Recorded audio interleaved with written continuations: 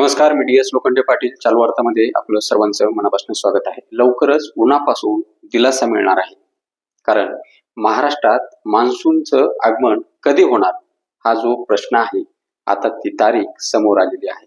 त्यामुळे सर्वांना लवकरच उन्हापासून सर्वांची सुटका होणार आहे. भारतीय हवामान विभागाने नैऋत्य मान्सूनच्या आगमनाचा अंदाज वर्तवला आहे.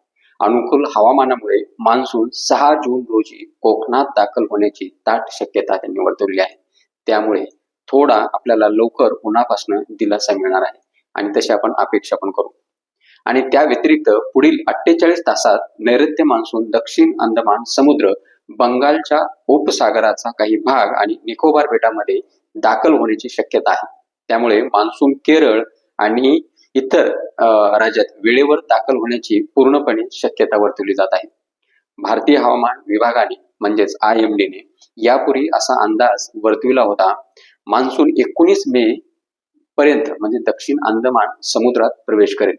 त्यानंतर 31 मे पर्यंत देशाचे प्रवेशद्वार असलेल्या केरळमध्ये दाखल होईल अशी त्यांनी पूर्वी शक्यता वर्तवली होती. यावर्षी मान्सूनच्या आगमनादरम्यान बंगालच्या उपसागरात किंवा अरबी समुद्रात एकही चक्रीवादळ तयार झालेलं नाही.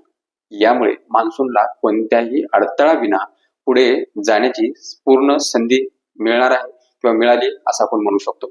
भारतीय हवामान विभाग म्हणजेच IMD 2005 पासून सांख्यिकीय पद्धतीचा वापर करून केरळमधील मान्सूनच्या आगमनाच्या तारखेचा अंदाज वर्तवतं.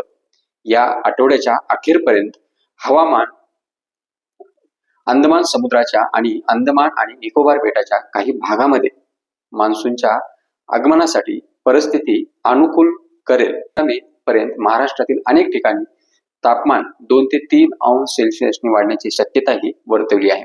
हवामान विभागाने राज्यात 18 मे पर्यंत तापमान उच्च राहील असा अंदाजही वर्तवल्यामुळे एक काळजीचं वातावरण किंवा सगळ्यांनी काळजी घ्यावं अशी ही अपेक्षा आहे. मात्र मान्सून जवळ येत असल्याने महाराष्ट्रातील उष्णतेची लाट अधिक तीव्र होण्याची शक्यता तेवढीच वर्तवली जात आहे.